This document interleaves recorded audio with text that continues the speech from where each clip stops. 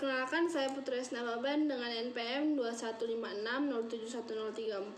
Saya dari kelompok 5 pengantar dan bahasa Indonesia ingin menjelaskan makalah kami yang berjudul tentang potensi bahasa Indonesia sebagai bahasa pengantar dalam negara-negara di ASEAN.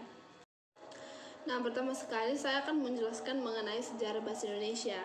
Jadi, bahasa Indonesia itu pada awalnya dibuat oleh para pemuda dari Sabang sampai Merauke yang berikrar, di mana ikrar ini biasa disebut dengan Sumpah Pemuda yang dibuat pada tanggal 28 Oktober 1928. Nah, selain itu, bahasa Indonesia juga dinyatakan sebagai bahasa yang sah, tertulis pada Undang-Undang Dasar tahun 1945, bab ke-15 di pasal ke-36. Saya akan melanjutkan penjelasan saya mengenai sejarah ASEAN. ASEAN atau dikenal sebagai Association of Southeast Asian Nations merupakan sebuah organisasi geopolitik dan ekonomi yang dibentuk dari negara-negara yang berada di regional Asia Tenggara. ASEAN berdiri pada tanggal 8 Agustus 1967, di mana ASEAN disahkan pada Deklarasi Bangkok. Ada 5 negara yang pertama kali bergabung dengan ASEAN, yaitu Indonesia, Singapura, Malaysia, Filipina, dan Thailand.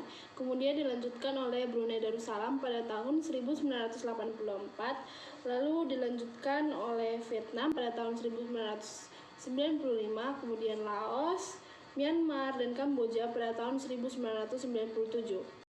3. Upaya pembelajaran bahasa Indonesia. Menurut Raharjo, Indonesia memiliki kekuatan dari sisi penuturnya, di mana bahasa Melayu dan Indonesia memiliki penutur mencapai 327 juta lebih. Indonesia terus memperkenalkan bahasa Indonesia ke berbagai negara.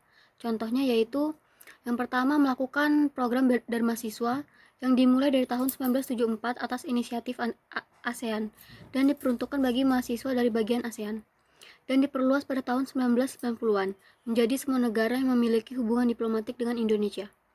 Kedua, adanya program pemerintah berupa lembaga BIPA, yang mana sangat berperan penting dalam pengenalan bahasa Indonesia ke kancah internasional.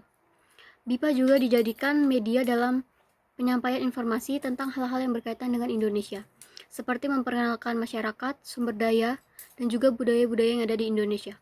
Dari segi pembelajaran, bahasa Indonesia dinilai mudah dipelajari karena tidak memiliki aksara khusus dan memiliki tata bahasa yang mudah dipahami.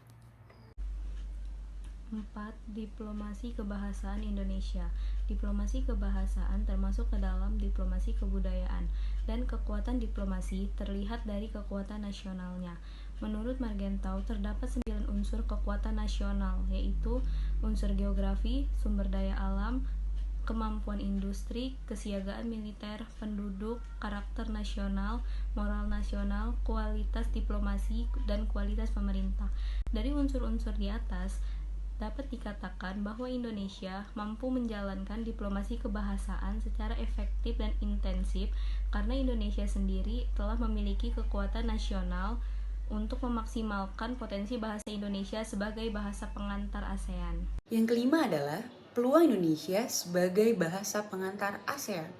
Dengan letak strategis, kekayaan sumber daya alam dan sumber manusia, serta kekuatan pertahanan Indonesia membuat Indonesia disegani negara-negara sekitar. Menjadi daya tarik tersendiri, Indonesia di mata negara asing, sehingga berkeinginan negara-negara asing tersebut mempelajari atau memperdalam bahasa Indonesia. Banyak isu lalu lalang mengenai bahasa Indonesia yang akan dijadikan bahasa regional ASEAN. Tetapi hal ini masih dinegosiasikan. Beberapa negara sudah menyetujui hal itu, tetapi negara Filipina dan negara Singapura belum menyetujui hal ini. Kenapa bahasa Indonesia akan dijadikan bahasa regional oleh ASEAN? Hal ini karena bahasa Indonesia memiliki beberapa keunggulan. Hal yang pertama yaitu Indonesia mendapat pengakuan diplomasi dan kedaulatan penuh sebagai negara kesatuan Republik Indonesia. Yang kedua adalah potensi kekayaan yang melimpah. Ketiga, jumlah penutur bahasa Indonesia yang banyak. Keempat, bahasa Indonesia sudah banyak dimasukkan ke dalam mata kuliah pilihan di program studi Asia Tenggara dan beberapa universitas yang ada di Amerika. Negara Asia, Eropa, Amerika Serikat, bahkan Australia, ada yang menjadikan bahasa Indonesia adalah sebagai mata kuliah pilihan mereka. 6. Efek positif jika bahasa Indonesia dijadikan bahasa pengantar ASEAN. Indonesia akan mengalami kenaikan sektor ekonomi yang sangat signifikan.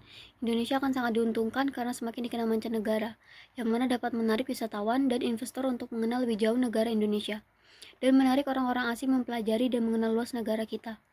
Juga akan menjadi kesempatan bagi Indonesia untuk membuka jalan menuju go internasional, sehingga membuat Indonesia memiliki nilai pakai atau tawar yang tinggi. Dan dari kenaikan ekonomi, seperti ekspor produk-produk dalam negeri yang semakin meningkat, wisatawan mancanegara yang berdatangan, dan pemanfaatan sektor hiburan dan kebudayaan yang nantinya dapat dijadikan sebagai modal bagi Indonesia untuk menjadi negara maju. Bahasa Indonesia sebagai bahasa pengantar dalam negara-negara ASEAN pasti memiliki rintangan yang perlu dihadapi. Rintangan ini terbagi menjadi dua, yaitu faktor internal dan juga faktor eksternal. Faktor internalnya adalah globalisasi. Globalisasi mampu menggeser bahasa Indonesia dan digantikan menjadi bahasa-bahasa yang lebih populer, contohnya bahasa Korea dan juga bahasa Jepang. Selain itu, penggunaan bahasa Inggris sebagai bahasa internasional juga merupakan faktor internal globalisasi, sehingga ini juga tentu menghambat bahasa Indonesia sebagai bahasa pengantar dalam negara ASEAN. Nah, faktor eksternalnya adalah adanya persaingan. Contohnya, Malaysia menginginkan bahasa Melayu menjadi bahasa pengantar di ASEAN, karena bahasa Indonesia merupakan akar dari bahasa Melayu. Jadi, itulah presentasi dari kami, kelompok 5, yang membahas tentang potensi bahasa Indonesia sebagai bahasa pengantar di negara-negara ASEAN. Saya mewakili semua anggota kelompok ingin mengucapkan maaf jika ada kesalahan kata, dan terima kasih.